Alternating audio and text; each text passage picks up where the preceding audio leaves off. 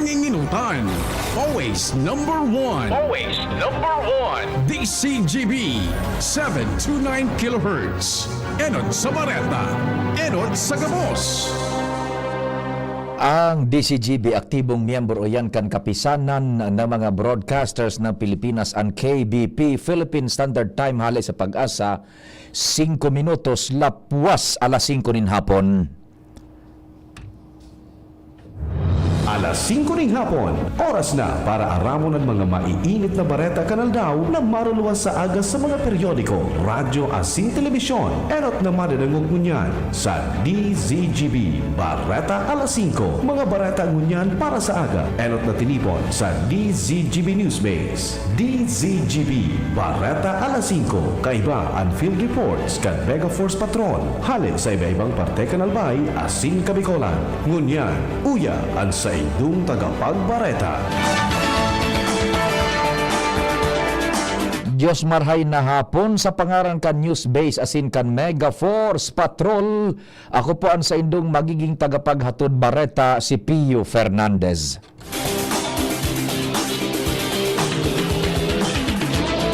Enot sa detalyes kan mga bareta sa lado lokal, nasa linya si Joshua Bino. Joshua, marhay na hapon. Please go ahead. Pinawan min pagmidbid kan Sangguniang Bayan ang Daragay ang Barangay Malabog. Ini darakan na pagkakasabay kini bilang national passer sa good of o seal of good local governance for barangay o SGLGB national level. Ang Barangay Malabog iyon sa lamenteng barangay sa munisipyo kan Daraga na nakawani na sabi ng ONRA halik sa Department of Interior and Local Government o DILG. Sabi ng award na ini, iyon pigatauman dyan na DILG sa mga barangay na nagpapahiling ni na Sibay sa saindang pag-gobyerno. Kaya bilang sarok-saroking barangay sa Daraga na SGLGD passer, pinauwan ni na award ini kan Sangguniang Bayan ang Barangay Malabog. Dagdag na balata, Joshua Pino, CCTV. Ang baretang ini hatod sa Indukan. Plemex. Pag may ubo-ohi ka, Plemex agad. Basta lagundi, Plemex. Thank you so much, Chief Jimmy o kaya Joshua sa dagdag na istorya sa lado lokal.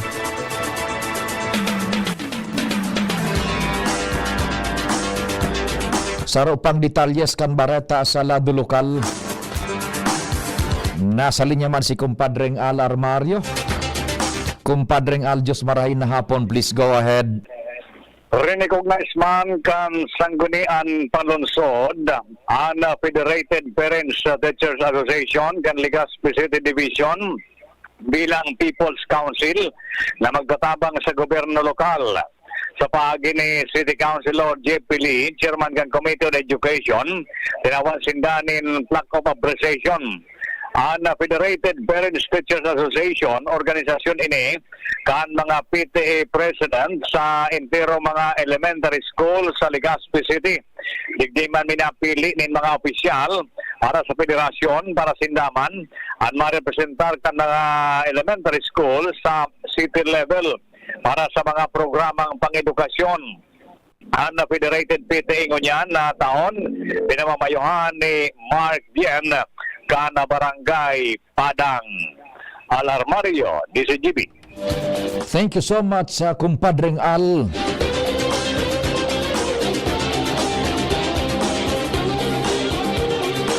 Ngunyan sa detalyes kan mga bareta sa lado nasyonal.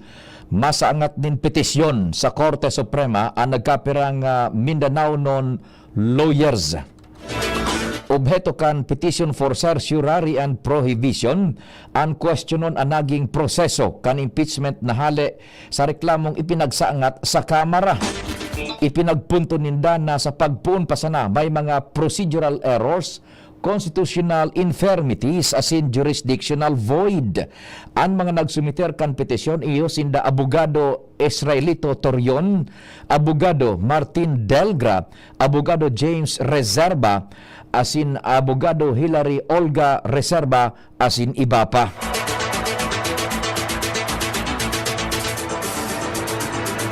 Dagdagan tan istorya sa lado lokal, nasa linya man si Chief Jimmy. Chief Jimmy, maray na hapon, please go ahead. Na bago na ang mapa o imahen kan na barangay Maninila digdi sa Banwaan kan ginubata na makukuha sa pamitisan kan Bulkang Mayon. Ang barangay Maninila minagdugtong ini kan na tinampo gikan digdi sa barangay Masarawag diretso barangay Maninila sinigo dyan in tinampo na minalusot na sa bypass road sa Banwaan kan Kamalig.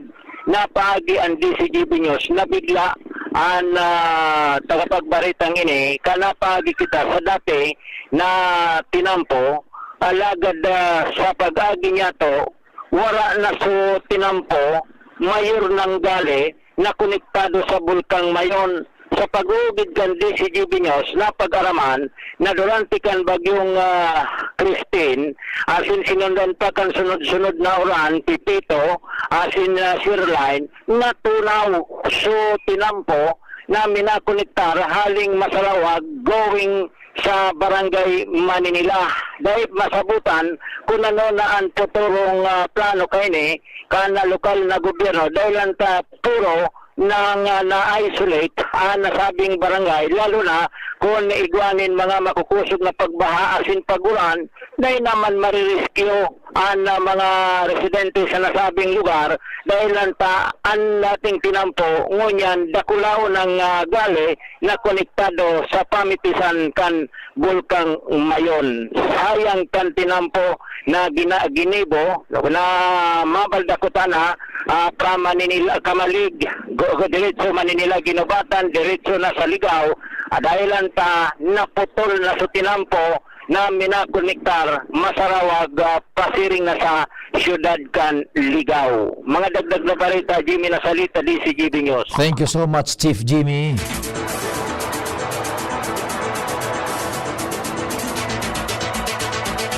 Buwelta kita sa detalyes kan bareta sa lado nasyonal. Nagsaangat nin reklamo si Criminal Investigation and Detection Group o kaya Detection Group CIDG Chief Police Brigada General Nicolas Torre III laban kay dating Presidente Rodrigo Roa Duterte. Ini katakod sa naging pahayag kan dating presidente na gagadanon ang mga senador. Sigun kay Torre, na ang kasong inciting to sedition as in unlawful utterance na may magkakanigong padusa sa revised penal code ang ipinagsunad sa Departamento de Justicia. Dagdag pa kaini na maabot kan dating presidente na gadanon ang 15 senadores asin maabot yang bombahon kaya nakasunod ang kaso sa Department of Justice. Nakapalaman sa Department Circular numerado 20 na ang reklamong ipinagsangat sa prosecutors ang ipapairarom sa case build-up bago magpuon ang preliminary investigation. Sa katakod pang bareta, personal asin dainin bas-bas kan Palasyo Malacañang ang ginibong pagsaangat nin reklamo ni Criminal Investigation and Detection Group Director Police Major General Nicolas Torre III kay dating Presidente Rodrigo Duterte. Sa ginibong press briefing, sinabi ni Torre na naghiro siya sa sadiring kakayahan base sa indang kapangyarihan sa ginibong pagsaangat nin kaso kontra sa dating presidente. Paliwanag pa ni Torre na sa ibungkan pagkakakonsiderar na karaw ang sinabi ni Digong sa gigibuhon na panggagadan sa 15 senadores, posible na makapag-inkaminar ini ni negatibong aksyon hali sa indang mga suportadores. Pure law enforcement sana ang sa iyang ginibo dahil nakahiling sindaning violasyones.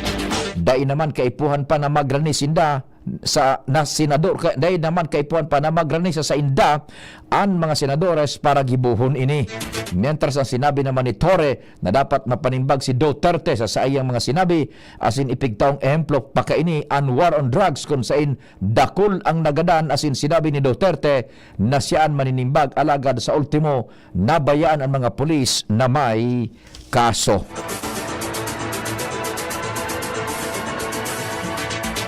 Mabueltan detalyes kan mga barata pakalis kan nagkaperang pagirumdum. Ang Biogesic for Kids na inakaipuhan isye, syrup formula na para kung may kalentura ang aki. Buhas agad, inom agad. Biogesic for Kids. Mas pinagaling, magpagaling versus previous formulation. Unilab yan. Paracetamol is the generic name of Biogesic. If symptoms persist, consult your doctor. Biogesic for Kids. Now in syrup formula. Di na kailangang i-shake. Kaya buhos agad, inom agad. Congratulations! Bagal naman yan. Sa Playtime, up to 2% big time cashback. May 3,875 pesos plus free scatter bonuses for new players na fast withdrawal in 10 minutes pa. Playtime for all your gaming needs. Available na sa major e-wallets at playtime.ph. Promo duration is until December 31, 2025. Promo permit number 2024-2508, 2024-0755, 2024-2507, www.pagcor.ph/regulatory. Keep it fun at pagcor.ph. Gaming for 21 years old and above only. Keep it fun. Game responsibly. Attention! Attention! Mga paraantabay, may marhay na bareta. Ang DZGB nasa cellphone na! Yes po! Madadangog na ang DZGB sa saindong mga cellphone. Sa katuyuhan na mas lalo kamong mapagserbihan asin dagdag na konbinyensya sa saindong gabos, ang DZGB pwede nang ma-access sa paagi kan sa indong cellphone. I-download lang sa saindong mga Android phone ang DZGB app sa paagi kan Google Play Store asin Apple App Store asin hanapon ang DZGB Live. I-install sa saindong gadget asin malinig nindong madadangog ang DZGB. Libre po ini. DZGB. Number 1 na, may Facebook Live pa. Ngunyan, may DZGB Live app na. O, ano pang pighahalat nindong mga paraan tabay? Download na!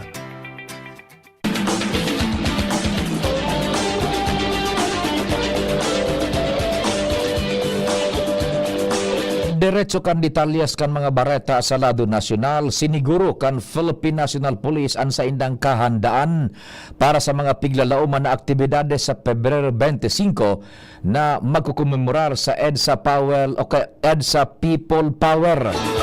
Sigun kay PNP Public Information Office Chief Police Colonel Randolph Tuanyo, nasa 8,000 na pulis ang ipapawagas hali sa National Capital Region Police Office o NCRPO. Kumpuesto ini kan mga tropas hali sa Regional Mobile Force Battalion maging sa 5 police district offices kan NCRPO. Dagdag pa ni Tuanyo na may mga grupong nag-anunsyo kan sa indang aktibidades sa nasabing aldaw. Wara pa nin malinaw o kumpirmadong grupo na mapuwesto sa People Power Monument maging sa EDSA Shrine. Ipapautob naman ang maximum tolerance, alagad sinabi ni Tuanyo nang mahigpit sindang mabantay sa sitwasyon asin aksyon kung hahagadon kan pagkakataon.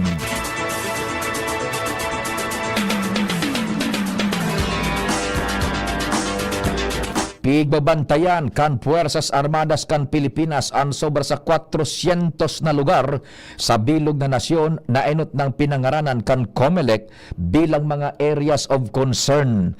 Sigun kay AFP spokesperson Colonel Francel Margaret Padilla, nagpuunang magtabang ang mga soldados na nasa ground sa mga local police na pangenot na nagbabantay sa kada lugar. Igwang 18,000 na soldados ang handang magtabang sa pulisya asin COMELEC para masiguro na matanos asin ligtas ang pirilaan sa Mayo. Nakahanda man ang Puwersas Armadas kan Pilipinas na magdagdag nin fuerza in kaso kaipuhan nin dugang na security forces dahil sa matitinding kompetisyon o iwal politika.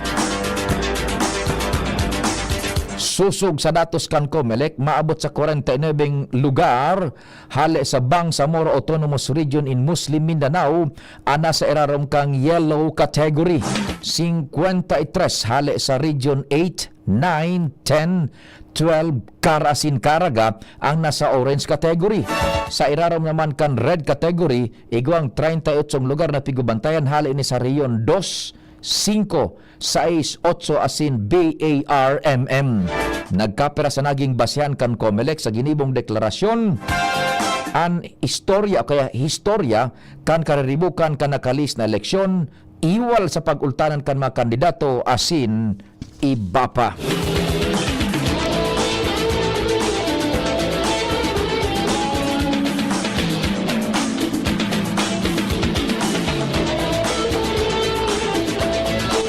Mapuon na sa Marso 10 ang pre-voting enrollment period para sa mga Pilipinong nasa ibang nasyon na magamit nin internet voting sa midterm elections, sigun sa COMELEC. Sigun sa abiso kan COMELEC, kaipuhan na magparehistro ang mga botanteng Pinoy sa ibang nasyon sa mga overseas voting and counting system poon sa Marso 7 sagkod Mayo 7, 2025. Inabisuhan ang kada rehistradong botante na gamiton ang sariling internet-capable na device para sa pre-voting enrollment. Dapat naaram kan botante ang schedule nin mobile enrollment sa indang Philippine Post. Magkakaigwaman nin mga voting kiosk sa mga Philippine Post sa panahon kan overseas voting. Matapos ang enrollment, pwede nang magboto online poon sa Abril 13 sa agkod Mayo 12 ngunya na taon ang mga overseas Filipino workers. Sa iba pang bareta, pig-iimbestigaran kan Department of Education Central Office ang mga impormasyones manungod sa ghost students sa irarom kan Senior High School Voucher Program sa dosing pribadong eskwelahan. Sinabi kan ahensya na magkakaigwaman sindaning investigasyon sa mga tauhan asin mga opisyales na pwedeng involto sa irregularidad na pwedeng magresulta sa terminasyon kan partisipasyon kan eskwelahan sa Senior High School Voucher Program. Sinabi kan mga opisyal kan DepEd bilang parte kan marching order ni Presidente Ferdinand Marcos Jr. dapat siguron ang transparency asin accountability, tulos na aksyonan asin maipareserba o kaya mapreserbar ang integridad kan fundo asin implementasyon kan programa. Nagpatanid ang DSWD sa publiko manungod sa pekeng TikTok account na nagsasagin-sagi na opisyal na account kan ahensya. Sigun sa DSWD, ang nasabing TikTok account nagakaigwa pa ning live streaming tanganing lansihon ng publiko na magpalista sa aligadong educational assistance kasalida kan pagpadara nin TikTok gifts. Paliwanag kan DSWD dahil naghagad nin personal na informasyones ang sa indang ahensya lalo na online. Maigot nindang ipinagbabawal ang siring na aktibidad sa irarom kan Data Privacy Act of 2012. Pagirumdum kan DSWD sa publiko, ibitaran ang pakikipagtransaksyon sa mga fake social media page asin da magtaunin personal na informasyones and bisitahon sana ang sa inda mga opisyal na Facebook page.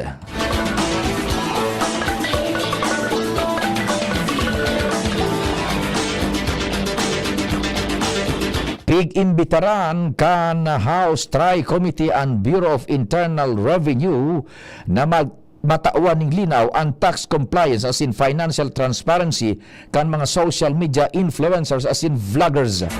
Sigun kay Tricom Overall Chair Dan Fernandez, importanteng maaraman na nakakasunod ang mga online personalities na ini sa pagbayad kan buwis arog kan iba pang naghahanap buhay lalo na tadakol ang nakikisabayan sa pagiging online content creators. Sinabi niya na kung ang traditional media, mga negosyo as in iba pang empleados nagbabayad ng buwis, dapat ang mga digital influencers nagsusunod man o kaya nagkukumply sa nasabi ng regulasyon. Buminaliktad mantang papalanding ang Delta Airlines sa Toronto Pearson International Airport. Ang nasabing eroplano ang hali sa Minneapolis kan ini biglang buminaliktad mantang nasa runway. Sigun sa US Federal Aviation Administration, ang gabos na 80 katawong pasahero na lunad kan eroplano ang salbado man na nailuwas. Igwa man na nagkaperang nagsapar nin injuries. Ang Delta Airlines Flight 4819 ang pig-operate kan Endeavor Air. Padagos ngunyan ang pig-kondisir na investigasyon kan mga otoridad sa nangyaring aksidente. Bareta sa ibang nasyon, suminakat na sa 18 katao ang nalugadan sa pag-crash kan Delta Airlines flight hala sa Minneapolis St. Paul International Airport mantang papalanding sa Toronto Pearson Airport kan Lunes, Pebrero 17 oras sa Amerika. Sigun sa airline, nakasalbar ang 80 katao na sakay kaini kun sa 76 digdi ang mga pasaheros mantang 4 ang crew members. Sigun sa Peel Regional Paramedic services, 18 katao ang dinara sa local hospitals kung sain 2 ang adults asin saron aki na nagsapar ning critical injuries. Sa ngunyan, bako pa malinaw kung paano nagbaliktad ang eroplano, alagad posibleng nakaafektar digdi ang makusog na paros. Base sa Meteorological Services kan Canada, nairehistro ang paros na 32 milya per ora, asin ang kusog na minabot sa 4 milya per ora sa nasabing ereperto kung kaya nangyari ang plane crash kasabay ang pag-agi kam remnants kan winter storm sa may Toronto, Canada. Bareta sa Ladukan, Karawat, sa Giraray na nakakuanin world record si Ugandan runner Jacob Kiplimo. Tinapos kan 24 anyos na runner ang Barcelona Half Marathon. Siya ang primerong tao na nakatapos ka nasabing distansya na wala pa nin 57 minutos. Uminabot sa 56 minutos, 42 segundos. Ang kabilugan na oras kaini na mas makaskas nin 48 segundos. Enot na nakakuha ka nasabing record si Yumif Kejelcha kan Ethiopia na may 57 minutos 30 segundos na oras. Mapahingalo muna ngunyan si Kiplimo dahil sa pinagandaan na London Marathon nagigibuhon sa bulan nin Abril ngunyan na taon. Sa pangarang ka nagsururat kan informasyon sa panginot asin supervision ni News Director Mardela Angel Mustasa, Jen Matthew Balyaran, Mega Force Patrol. Padingnal balo sa technical control. Sa IT yaong dyan si Jerome Nico Martinez, Danday Malgar, Braille Alon Santor. Ako po si Pio Fernandez. Salamat, Diyos marhay na hapon. Birit na sana kaso parang may gumagasgas. Ganyan ang ubong may plemang mahirap ilabas. Mag-Plemex Forte Syrup. Gawa sa natural na lagundi. Tinutunaw ang plema.